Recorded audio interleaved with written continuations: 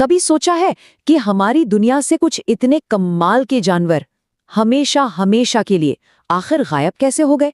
आज हम उन्हीं खोई हुई कहानियों में उतरेंगे, उन जानवरों की दुनिया देखेंगे जो अब बस यादों में जिंदा है। तो चलिए, हमारी ये यात्रा एक ऐसे पक्षी से शुरू होती है जिसका नाम ही विलुप्ति का मतलब एक्सटिंक्शन का दूसरा नाम बन गया है।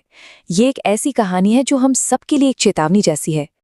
नाम तो शायद सबने सुना होगा, पर असल में ये डोडो था क्या? जरा सोचिए, मॉरिशस का एक खूबसूरत द्वीप, वहां रहता था डोडो, एक ऐसा अनोखा पक्षी जो उड़ नहीं सकता था। हजारों साल से वो अपनी इस जन्नत जैसी दुनिया में आराम से रह रहा था, बिना किसी डर के। जानते हैं क्यों? क्योंकि वहां उसका कोई शिकारी था ही नहीं। और फिर 1590 के दशक में इंसानों ने उस द्वीप पर कदम रखा और बस वहीं से डोडो की कहानी के अंत की शुरुआत हो गई। इंसानों के आने के बाद 100 साल भी नहीं लगे और डोडो पूरी तरह से गायब हो गया। सोचिए कितनी तेजी से ये सब हुआ। वाकई ये बात चौंका देती है। तो डोडो की कहानी हमें एक बहुत जरूरी शब्द पर ले आती है, विलुप्त या एक्सटिंक्ट। लेकिन इसका असली मतलब क्या होता है? विलुप्ति का मतलब है हमेशा के लिए खत्म हो जाना। जब किसी जानवर की प्रजाति का एक भी सदस्य इस पूरी धरती पर जिंदा नहीं बचता तो उसे विलुप्त मान लिया जाता है। ये वो पॉइंट है जहां से कोई वापसी मुमकिन नहीं है। लेकिन देखिए, इस दुख भरी कहानी में डोडो अकेला नहीं है। बड़े बड़े मैमथ से लेकर आसमान को ढक देने वाले कबूतरों तक हमारा इतिहास ऐसे कई शानदार जानवरों से भरा है जो अब हमारे बीच नहीं हैं।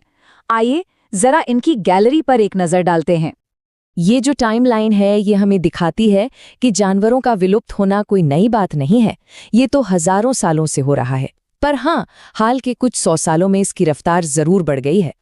चलिए थोड़ा समय में पीछे चलते हैं, एकदम आइस एज में। उस जमाने में धरती पर वूली मैमथ और वूली राइनो जैसे बड़े बड़े जानवर घूमते थे। ये दोनों पड़ोसी थे, एक ही ठंडे माहौल में रहते थे और दुख की बात यह है कि दोनों का अंजाम भी एक जैसा ही हुआ। अच्छा, अब आते हैं पैसेंजर पिजन पर। जरा सोच कर देखिए, आसमान में इतने कबूतरों का झुंड कि कुछ देर के लिए सूरज ही छिप जाए।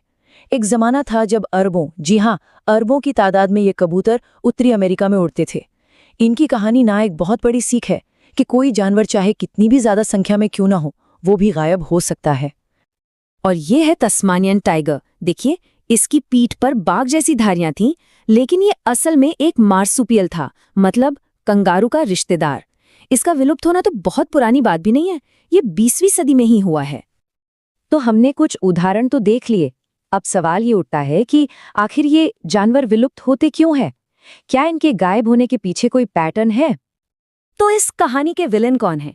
देखिए, कई बार तो ये प्रकृति ही होती है, जैसे मौसम में बहुत बड़ा बदलाव आ गया या कोई भयानक आपदा आ गई। लेकिन ज्यादातर कहानियों में एक और किरदार होता है, और वो है इंसान। चाहे वो जानवरों का घर छीनना हो, जरूरत से ज्यादा शिकार करना हो या फिर प्रदूषण फैलाना हो। जिन जानवरों की हमने अभी अभी बात की उनमें से ज्यादातर हद से ज्यादा शिकार का निशाना बने। डोडो, पैसेंजर पिजन, तस्मानियन टाइगर और यहाँ तक कि मैमथ और राइनो भी सब इससे प्रभावित हुए। हिमयुग के जानवरों के लिए, जैसे कि मैमथ, राइनो और हाथियों के पुराने रिश्तेदार स्टिगोडॉन, उनके लिए सबसे बड़ी वजह बना जलवायु परिवर्तन। जब धरती गर्म होने लगी तो वो इस नए माहौल में खुद को ढाल ही नहीं पाए। तस्मानियन टाइगर की बात करें तो शिकार के साथ साथ एक और बड़ी वजह थी उनके जंगलों और रहने की जगहों का खत्म हो जाना। सीधी सी बात है, जब घर ही नहीं रहेगा तो कोई प्रजाति बचेगी कैसे? और अगर डोडो की कहानी पर वापस लौटे तो सिर्फ इंसान ही विलन नहीं थे। उनके साथ जो कुत्ते और सुअर जैसे जानवर आए, वो भी डोडो के लिए एकदम नए शिकारी बन गए।